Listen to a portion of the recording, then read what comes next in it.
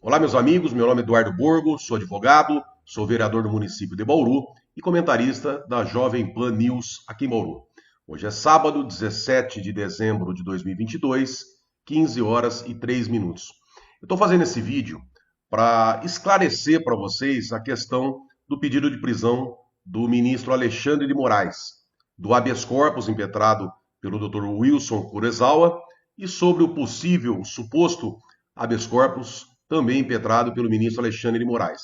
Está tendo muita desinformação, muitas informações erradas, contrárias à realidade.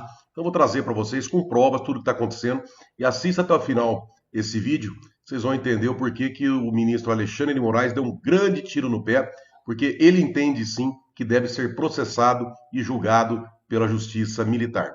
Mas eu vou passar para vocês. Primeiro ponto, o Dr. Wilson Kurosawa é um juiz aposentado, era juiz no estado do Amapá, passou em 7º lugar no concurso da magistratura. Depois ele saiu de lá, pediu exoneração, foi para Brasília. Em Brasília ele prestou um concurso como promotor de justiça, também passou, virou promotor.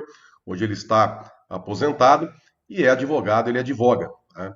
Então a mídia canalha, o consórcio está louco para voltar a pegar dinheiro público, né? Aqueles bilhões em propagandas. Eles vão lá e desclassificam, chamam o doutor Wilson de golpista, de advogado bolsonarista.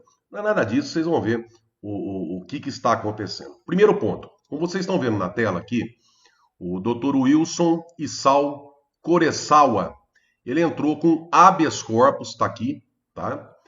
Tendo como relator o ministro Cláudio Portugal de Viveiros. O que ele pede nesse habeas corpus? Ele pede o direito de se manifestar sem ser preso, o direito de liberdade de expressão, o direito de reunião. Tá? E a justiça militar entendeu, o doutor Cláudio Portugal de Viveiros, que a justiça militar não é competente para julgar esse habeas corpus. Por quê? Porque o que ele está pedindo é o direito de liberdade de expressão, o direito de reunião, que não tem vínculo com crimes, com fatos militares, atividades militares. Então, por isso que a justiça militar entendeu que o fórum, a justiça militar não é competente, que a ação não teria constitucionalidade nesse fato. Tá? É diferente, por exemplo, da comunicação criminal, que o Dr. Wilson também entrou, tá? Que é essa aqui, uma comunicação criminal. Inclusive, tem vários aqui, como vocês estão vendo na tela, várias representações que entraram com pedido de prisão do senhor Alexandre de Moraes. Então, pode ver que essa aqui está com o ministro Arthur Vidigal.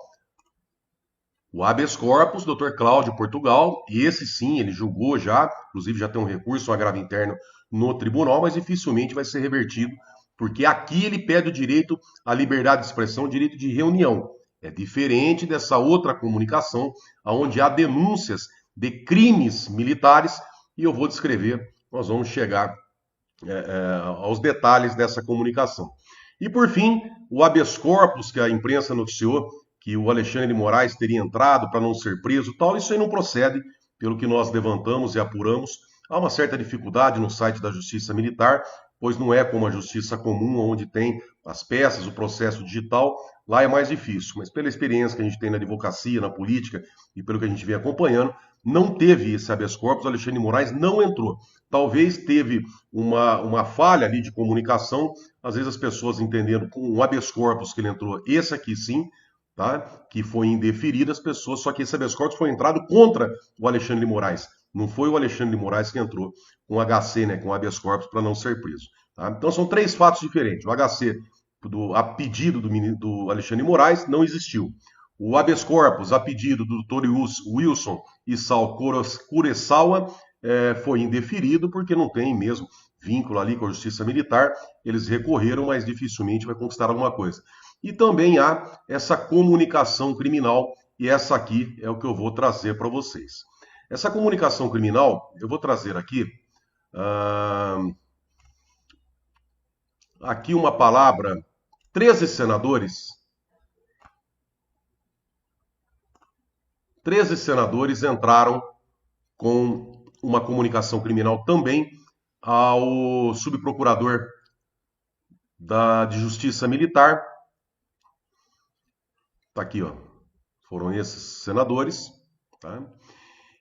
E o subprocurador de Justiça Militar, ele fez um encaminhamento ao Procurador-Geral da República, e aqui eu destaco alguns fatos sobre a participação das Forças Armadas no processo de apuração e da eleição, tá? Se é atividade militar ou não. Então, o que o Dr. Carlos Frederico, subprocurador-geral de Justiça Militar, o que ele fala? Primeiro, a atuação das Forças Armadas em eleições vem prevista inicialmente no Código Eleitoral, que o Código Eleitoral fala no artigo 23, compete ainda privativamente ao Tribunal Superior requisitar a força federal necessária para o cumprimento da lei e para garantir a votação e apuração.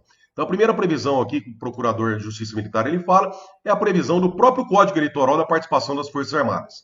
Também prossegue o Procurador, por sua vez, a Lei Complementar número 97 de 99, que dispõe sobre as normas gerais para a organização, preparo e emprego das Forças Armadas, trata essa requisição como atividade subsidiária das Forças Armadas, classificando-a como atividade militar. Então, quando as Forças Armadas atuam para garantir a votação e a apuração, é uma atividade militar, conforme dispõe a Lei 97/99, que no seu artigo 16 fala o seguinte: cabe às Forças Armadas a atuação militar, que é considerada atividade militar para fins do artigo 124 da Constituição, que fala da competência da Justiça Militar para julgar os crimes militares.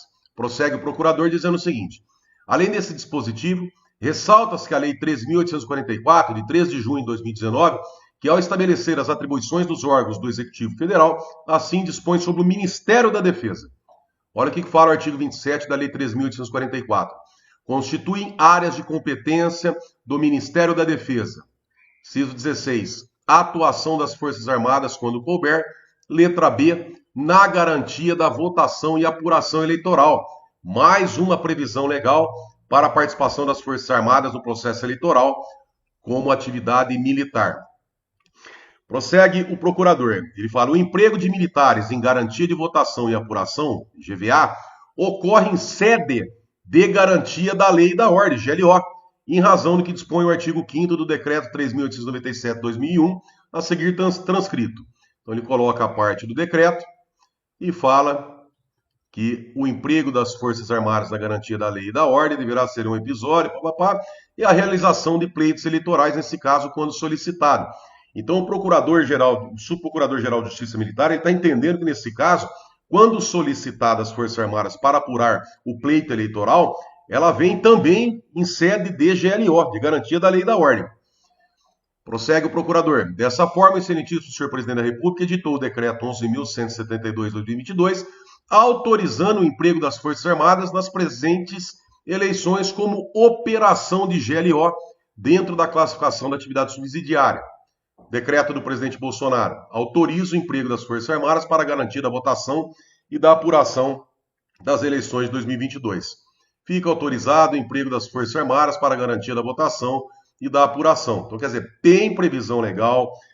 Além disso, tem a portaria 578 TSE e a resolução 23673 do TSE também, solicitando a participação das Forças Armadas no processo de eleição.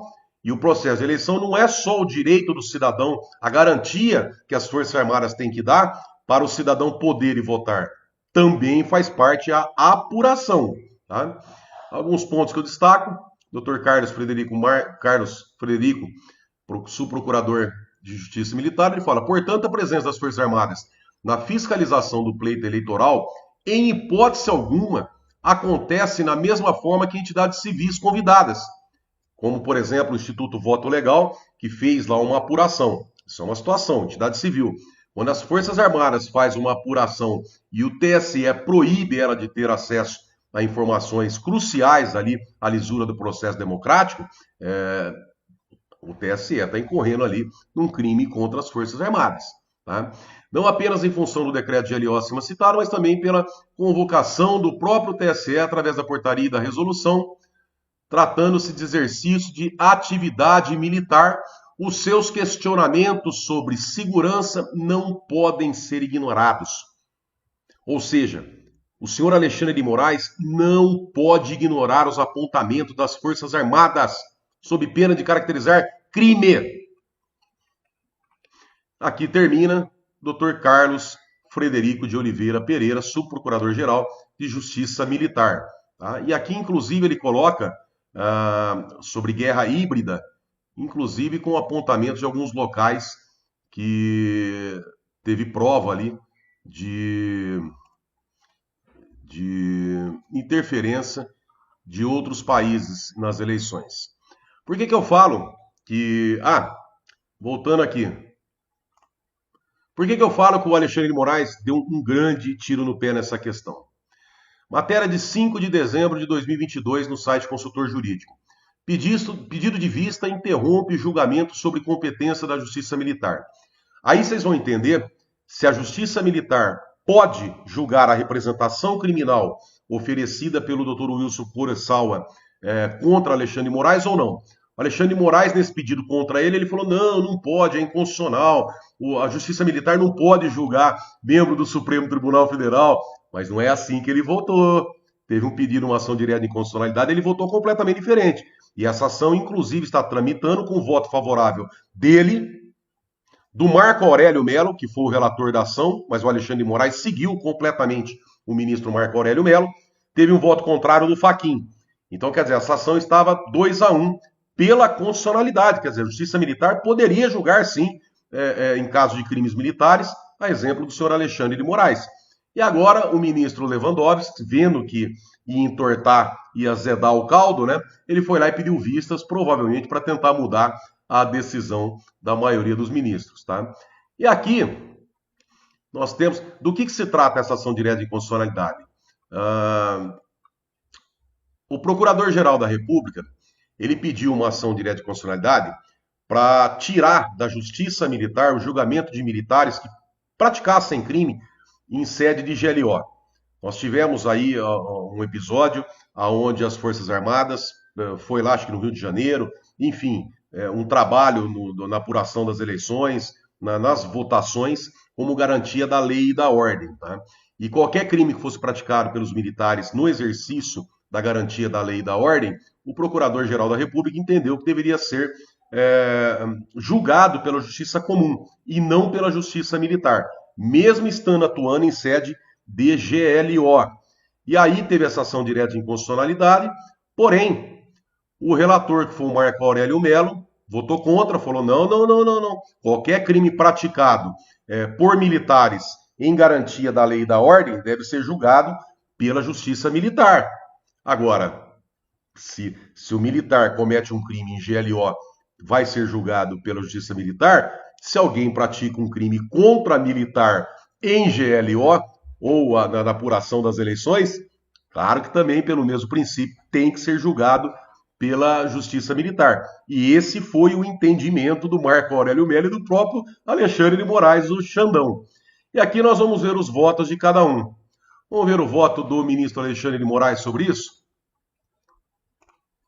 Nessa ação direta de inconstitucionalidade, está aqui o voto do ministro Alexandre de Moraes. Atuação do militar nos casos previstos. Está vendo aqui, ó, artigo 23 da Lei 47, que é o Código Eleitoral, é considerada atividade militar para fins do artigo 124. É aqui que o Procurador-Geral estava questionando. Eu peguei alguns trechos aqui, o que o Alexandre de Moraes fala sobre o assunto. Vamos ver aqui. Bom, olha o que o senhor Alexandre de Moraes fala sobre isso. Ocorre, porém, que basta analisar detalhadamente, norma a norma, para constatar que não houve esse extravasamento. As normas passaram a definir legalmente como militares algumas atividades, não propriamente atividades militares. O ministro Marco Aurélio citou a questão da requisição das Forças Armadas para que auxiliem nas eleições. Ora, quando o TSE faz essa solicitação, é porque chegou ao limite a possibilidade de segurança pública de determinado Estado em realizar bem as eleições. Isso aqui é a fala do Marco Aurélio Mello e o Alexandre de Moraes concordando. E então, só quem pode realizar isso são as Forças Armadas. É uma atividade tipicamente militar, assim como a GLO. Ou seja, o senhor Alexandre de Moraes está falando assim, quando as Forças Armadas estão trabalhando para garantir a votação e a apuração dos resultados das eleições, é uma atividade militar, assim como, está aqui, ó, É uma atividade tipicamente militar, assim como a GLO, a Garantia da Lei e da Ordem. Na garantia da lei e da ordem, somente o comandante, chefe das Forças Armadas, que constitucionalmente é o presidente da República, pode, por decreto, nos termos da Constituição, determinar e estipular seus limites, ou seja, são atividades propriamente militares. O senhor Alexandre de Moraes ele entende que a participação das Forças Armadas no processo eleitoral são atividades propriamente militares, devendo ser julgado pela Justiça Militar. Vamos mais. Outra parte do voto do senhor Alexandre de Moraes sobre a competência da Justiça Militar na apuração de crimes militares. Assim, a leitura do artigo 142 da Constituição Federal, em conjunto com a Lei Complementar 97 de 99, aponta para a conclusão de que as atividades militares objeto de questionamento na presente ação direta de inconstitucionalidade possuem, sim, caráter de natureza militar. Ou seja, o senhor Alexandre de Moraes, nessa ação de... Aqui, ó, com essas considerações, eu acompanho integralmente o voto do ministro Marco Aurélio. Vamos ver agora qual que era o voto do ministro Marco Aurélio Mello. Senhor ministro Marco Aurélio Mello, olha o que ele fala. Cumpre definir se a atuação das Forças Armadas na garantia da lei e da ordem e, quando requisitadas pelo Tribunal Superior Eleitoral, deve ser considerada atividade militar para os fins do artigo 124 da Constituição Federal. Ou seja, o ministro Marco Aurélio aqui, no início do seu voto como relator, ele está aqui pontuando se a atuação das Forças Armadas, quando requisitadas ou solicitadas pelo Tribunal Superior Eleitoral, se é atividade militar ou não. Tá? Se é atividade militar, tem que ser julgada pela Justiça Militar e não pelo Supremo. E aqui nós pegamos algumas partes do voto do senhor Marco Aurélio Mello. Então ele fala, da mesma forma, não se mostra possível afastar a natureza militar da atuação dos integrantes das Forças Armadas na garantia da votação e, presta atenção aqui, ó, apuração nas eleições por solicitação do Tribunal Superior Eleitoral. As Forças Armadas, como eu mostrei agora no voto, no parecer ali do subprocurador-geral de Justiça Militar, tem previsão legal, teve decreto do presidente Bolsonaro, teve portaria, teve resolução da Justiça Eleitoral pedindo a participação. Então, o que o Marco Aurélio Mello fala? Que quando solicitado pelo TSE, pela Justiça Eleitoral, tem natureza militar. Olha, lembrando que o Alexandre de Moraes seguiu na íntegra o voto do Marco Aurélio. Olha o que o Marco Aurélio fala mais. Compreendido o processo eleitoral como a pedra de toque de toda a arquitetura democrática, não se desvia do papel reservado pela Constituição Federal às Forças Armadas o envolvimento dos integrantes não como protagonistas, mas como garantidores da livre participação popular na escolha dos representantes, sempre no caso de insuficiência das Forças de Segurança Ordinárias. Observem a localização na Constituição Federal do capítulo reservado às Forças Armadas, o qual está no título 5, concernente à defesa do Estado e das instituições democráticas. Prossegue Marco Aurélio Mello. Ou ainda no apoio à realização de eleições livres e em ações de defesa civil, as Forças Armadas desempenham presente o caráter excepcional, papel constitucionalmente atribuído à garantia da soberania e da ordem democrática, e em dimensão qualitativamente diversa da realizada pelas Forças Ordinárias de Segurança. Ou seja, quando as Forças Armadas atuam no processo eleitoral é diferente de entidades civis. As Forças Armadas, quando participam, têm essência de garantia de GLO, de lei da ordem. Ela está ali trabalhando para garantir a soberania, o Estado, a defesa do Estado de Direito. Prossegue o Marco Aurélio. A partir da competência constitucionalmente atribuída à Justiça Militar da União para processar e julgar crimes cometidos por militares de atuação típica, não se pode concluir pela ampliação excessiva da competência da Justiça castrense, inexistindo desarmonia com o atacado no artigo 5º. Ou seja, Forças Armadas, quando em garantia da lei da ordem, GLO, ou quando para garantir a votação e a apuração, qualquer fato que ocorra ali, a competência para julgar é da Justiça Militar. Então, o fato, como o que o senhor Alexandre de Moraes falou, que as acusações contra ele não poderiam ser processadas e julgadas pela Justiça Militar, ele mesmo se contradiz, porque no voto dele, seguindo aqui o voto do Marco Aurélio Mello, eles diz que a competência é sim da Justiça Militar. Então, recapitulando, nesse caso, as Forças Armadas apontam ali, claro, de forma muito clara, a necessidade de mais informações, de liberação dos códigos-fontes, de liberação dos logs de urnas, dos commits, ou seja, ela não apontou fraude porque não teve como investigar. E quando a Justiça Eleitoral impede as Forças Armadas de fiscalizar, ela está sim cometendo um crime de competência da Justiça Militar. Então essa acusação, a competência pelo voto do senhor Alexandre de Moraes, pelo voto do senhor Marco Aurélio Mello, de uma importância tão grande que o Lewandowski agora no começo de dezembro pediu vista, ele segurou o processo. Porque de acordo com a forma de pensar do Marco Aurélio Mello e do Alexandre de Moraes, a denúncia criminal contra Alexandre de Moraes é de competência, sim, da Justiça Militar. Está aqui no voto do senhor Marco Aurélio Mello e do senhor Alexandre de Moraes.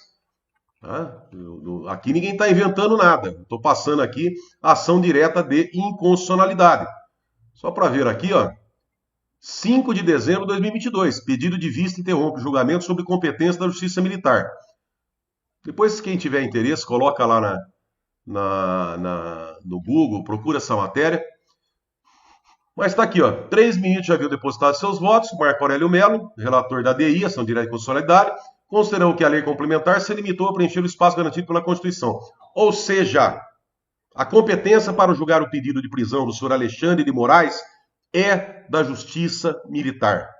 E pelo que nós estamos vendo, todos os fatos conexos, como abuso de autoridade, como censura, a violação das regras do Estado de Direito, a violação à democracia, a contribuição, ou a possível contribuição, com atos antidemocráticos praticados pelo senhor Alexandre de Moraes, todos esses fatos conexos ao fato principal, que é o impedimento das Forças Armadas terem acesso a todo o material que garanta a lisura das eleições, tem que ser julgados pela Justiça Militar.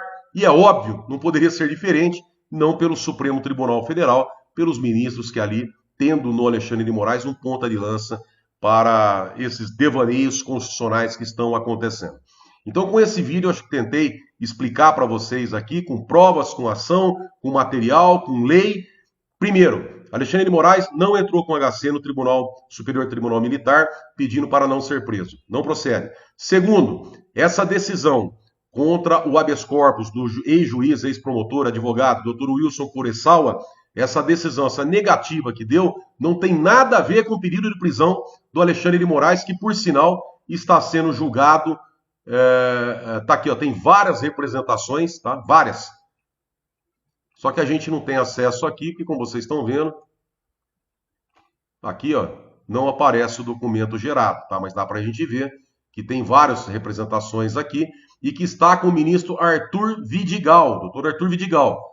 Essa comunicação criminal não tem nada a ver com esse habeas corpus aqui que está com o doutor Cláudio Portugal. Então, quando vocês lerem na imprensa e na internet, Justiça Militar diz que não é competente para julgar período de prisão do Alexandre de Moraes, mentira, não é isso.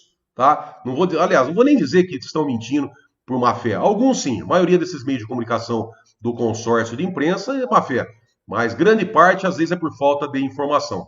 O que foi indeferido pela inconstitucionalidade é o habeas corpus que pedia um salvo-conduto para poder se manifestar, liberdade de expressão. Isso aí eu entendo também que não tem competência para a Justiça Militar. Porém, a representação criminal, a comunicação criminal dos crimes militares, aonde o TSE, principalmente através do senhor Alexandre de Moraes, impede as Forças Armadas de terem acesso ao processo de apuração dos votos, esse sim está com o doutor Arthur Vidigal para ser votado. E conforme entendimento do senhor Alexandre de Moraes, o senhor Alexandre de Moraes tem que ser processado e julgado pela Justiça Militar.